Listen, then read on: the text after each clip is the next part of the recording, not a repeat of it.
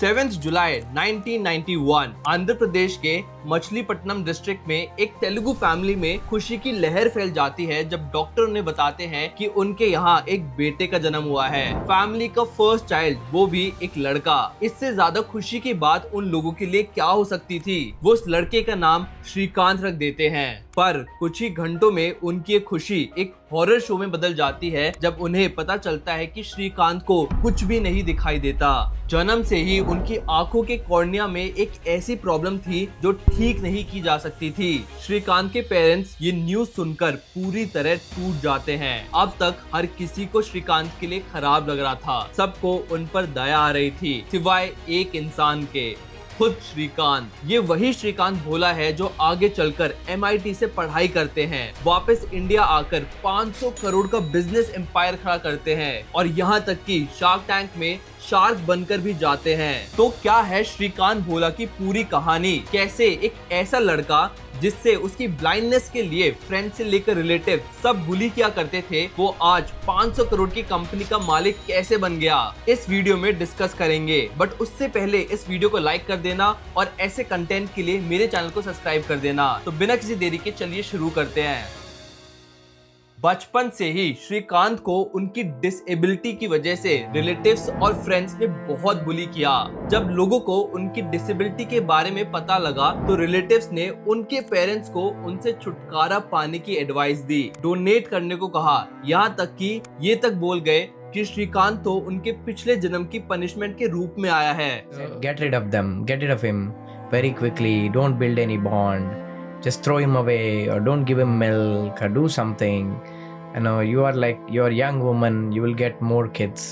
पर इन सारी एडवाइस को इग्नोर करके श्रीकांत को फेंकने की जगह उनके पेरेंट्स उन्हें आंध्र प्रदेश के सबसे बड़े डॉक्टर के पास ले गए। एक फार्मिंग बैकग्राउंड से आने के बावजूद उन्होंने श्रीकांत के ट्रीटमेंट में कोई कसर नहीं छोड़ी, पर कोई भी डॉक्टर कुछ खास कर नहीं पाया। श्रीकांत का कॉर्निया ही डैमेज था जिससे रिपेयर कर पाना बहुत मुश्किल था और इतने छोटे बच्चे की पूरी आंखें डेवलप भी नहीं होती, जिसकी वजह से ट्रीटमेंट और ज्यादा मुश्किल हो गया। And finally his parents gave up. पर उन्होंने कभी भी श्रीकांत को ये रियलाइज नहीं होने दिया कि उनमें किसी तरह की कोई कमी है। They raised him like a normal child. पर दिक्कत तब शुरू होती है जब श्रीकांत स्कूल जाना शुरू करते हैं। उनकी डिसेबिलिटी की वजह से कोई उनसे स्कूल में ढंग से बात नहीं करता।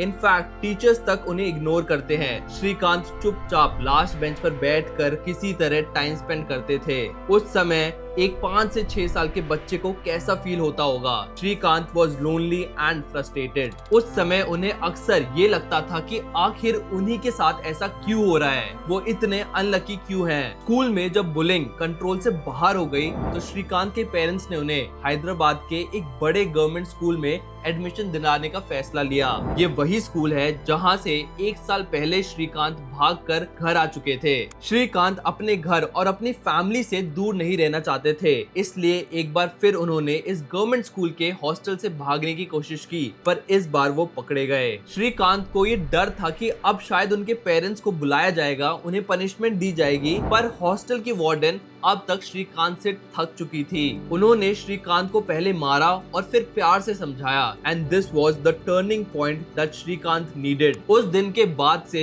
श्रीकांत ने अपनी डिसेबिलिटी के बारे में कंप्लेन करना बंद कर दिया। उन्होंने मन लगाकर दिन रात पढ़ना शुरू कर दिया। स्कूल में रहकर उन्होंने चेस सीखा और बाद में प्रोफेशनली भी खेला। विजुअल डिसेबिलिटी होने के बावजूद श्रीकांत ने क्रिकेट भी सीखा और उसमें भी वो प्रोफेशनल लेवल तक सेलेक्ट हुए। Inter school competition, exhibition, science experiments, Srikanth ने पढ़ाई में टॉप करने के साथ साथ सारे एक्स्ट्रा करिकुलम एक्टिविटीज में भी पार्टिसिपेट किया। और ऐसी ही एक एक्टिविटी थी लीड इंडिया ट्रेनिंग प्रोग्राम। एक ऐसा प्रोग्राम जो यूथ को लीडरशिप स्किल सिखाता था और उन्हें एम्प्लॉयबल बनाता था ताकि वो खुद पैसा कमा सके। 2005 में जब श्रीकांत 10th क्लास में थे तब उन्होंने पहली बार इस इनिशिएटिव में पार्टिसिपेट किया and this change his life completely. ये program former president doctor APJ Abdul Kalam चलाते थे। श्रीकांत को डॉक्टर कलाम से सिर्फ मिलने का मौका ही नहीं मिला, बल्कि उनके साथ श्रीकांत का एक डीप बॉन्ड भी बन गया। Even doctor Kalam was inspired by श्रीकांत's will and determination.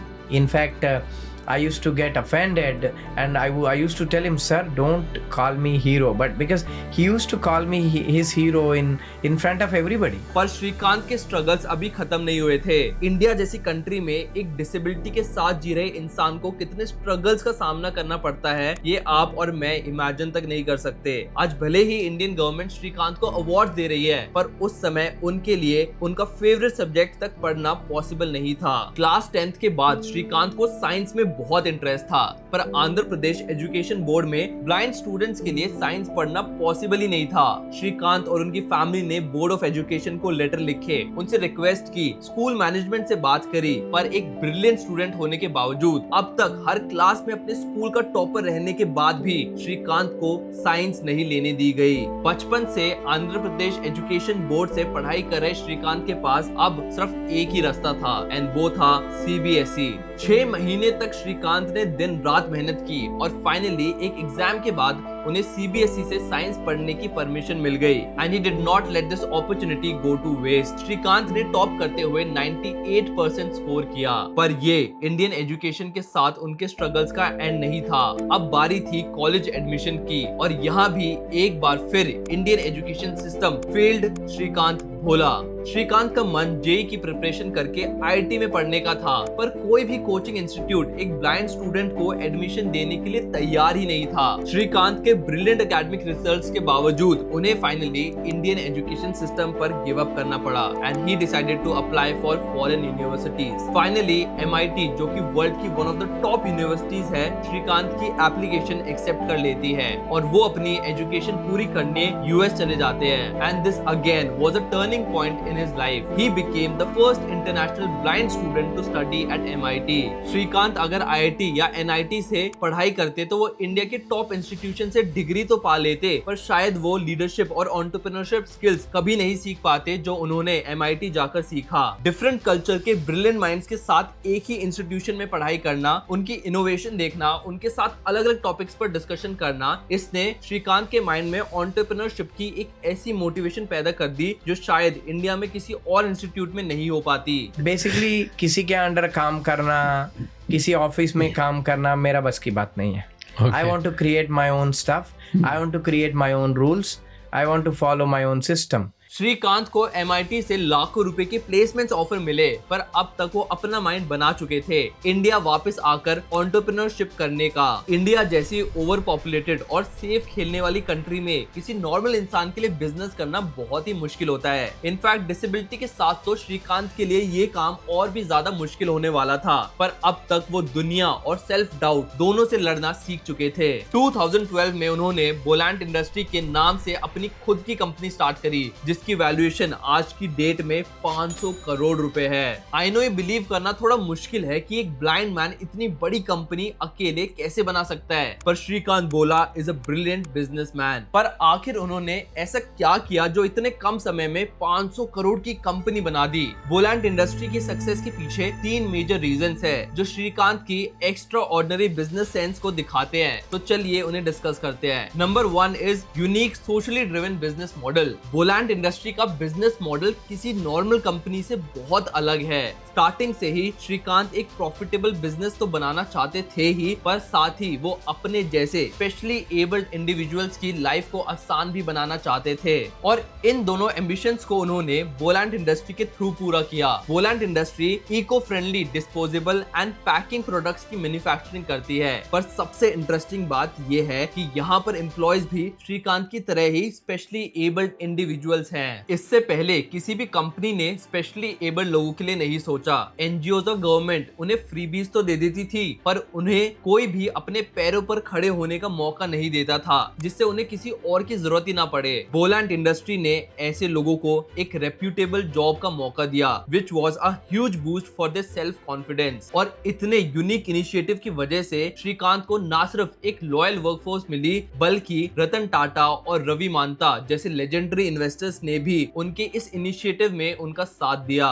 जब कोई बिजनेस प्रॉफिट बनाने के साथ साथ किसी सोशल कॉज के लिए भी काम करता है, तो हर कोई उससे जुड़ना चाहता है। गवर्नमेंट सब्सिडीज देती है, बिना ज्यादा कॉम्प्लिकेशन के इन्वेस्टमेंट्स मिल जाती है। So hiring a specially abled workforce prove to be a master stroke for Bollant industry. Second is tapping into the right market. 2012 में जब श्रीकांत ने खुद का बिजनेस स्टार्ट करने का डिसाइड किया तो इंडियन मार्केट में एक मेजर शिफ्ट आ रहा था। हर कोई सस्टेनेबिलिटी और इको फ्रेंडली ऑल्टरनेटिव्स की तरफ मूव कर रहा था। गवर्नमेंट भी सिंगल यूज प्लास्टिक पर बैन लगा रही थी, जिससे मार्केट में इको फ्रेंडली ऑल्टरनेटिव्स की डिमांड एकदम से बढ़ गई। श्रीकांत ने इस मार्केट पर टैप करते हुए सस्टेनेबल और इको फ्रेंडली पैकेजिंग प्रोडक्ट्स बनाना शुरू किया, जो कि बायोडिग्रेडेबल और रिसाइक्लेबल भी थे। स्ट्रैटेजिकली ये एक बहुत ही स्मार्ट मूव था, क्योंकि उस समय बहुत ही कम बिजनेस ऐसे थे जो एनवायरमेंट फ्रेंडली डिस्पोजेबल और पैकेजिंग प्रोडक्ट्स बना रहे थे। बोलैंड इंडस्ट्रीज को फर्स्ट मूवर एडवांटेज मिली और बहुत ही जल्द वो बाकी बिजनेसेस के लिए go to sustainable packaging solution बन गए। कंज्यूमर्स और कॉर्पोरेशन दोनों ही इको फ्रेंडली प्रोडक्ट्स के बारे में अवेयर हो रहे थे, इसलिए बोलैंड इंडस्ट्रीज ने B2C और B2B दोनों जगह अपनी मोनोपोली एग्जिस्ट करी। पर श्रीकांत अकेले इतना सब कुछ नहीं कर सकते थे, और यहीं पर आता है बोलैंड इंडस्ट्री की सक्सेस का थर्ड मेजर रीजन, एंड वो है strong investors and mentors network. Bollant industry society और एनवायरनमेंट दोनों की एक बहुत ही मेजर प्रॉब्लम को सॉल्व कर रही है, and that's why over the years many investors have shown interest in it. Srikanth के पहले इन्वेस्टर बने MIT में मिले उनके मेंटर रवि मानथा, जिन्होंने न सिर्फ श्रीकांत को 75 लाख की फंडिंग दी, बल्कि स्ट्रैटेजिक बिजनेस गाइडेंस भी दी। रवि ने ही श्रीकांत को सर रतन टाटा से मिलवाया, जिन्होंने 2016 में बोलैंड इंडस्ट्री के इनिशिएटिव को देखते हुए उसमें 11 करोड़ रुपए की इन्वेस्टमेंट की। टाटा ग्रुप की इन्वेस्टमेंट से श्रीकांत को कैपिटल तो मिला ही, साथ ही मिली क्रेडिबिलिटी और एक वास्ट बिजनेस नेटवर्क का एक्सेस। टाटा का नाम जुड़ते ही बोलैंड इंडस्ट्री को high ticket clients, better suppliers और हाई प्रोफाइल इन्वेस्टर्स भी मिल गए। श्रीनी राजू और सतीश रेड्डी जैसे और भी इन्वेस्टर्स ने श्रीकांत के विजन में इन्वेस्ट किया, और उन्हीं की इन्वेस्टमेंट की वजह से Srikanth Bhola, a blind man, was able to build a 500 crore company. And सिर्फ इतना ही नहीं, श्रीकांत अब शार्क टैंक इंडिया में भी आ चुके हैं, and now he is helping other entrepreneurs like him. Srikanth के ऊपर एक बॉलीवुड मूवी भी बन चुकी है, which was a super duper hit. उनकी कहानी सच में आने वाली जनरेशन के लिए काफी इंस्पायरिंग है। एक लोअर मिडिल क्लास घर से उठकर सोसाइटी से लड़कर अपनी डिसेबिलिटी को वीकनेस ना बना देना, ये श्रीकांत की सबसे बड़ी विक्ट्री है। एंड अकॉर्डिंग टू हिम, दुनिया बदलने के लिए उन्हें आंखों की नहीं, एक स्ट्रॉन्ग विजन की जरूरत है, जो उनके पास ऑलरेडी है। Okay guys, so that's it for the video. आपको वीडियो कैसी लगी मेरे को कमेंट्स में जरूर बताना। इस वीडियो को लाइक जरूर कर देना अगर आपको उनकी स्टोरी इंस्पायरिंग लगी, एंड ऐसे कंटेंट के लिए do subscribe to my channel. I will see you guys in the next video. Okay, thank you, bye.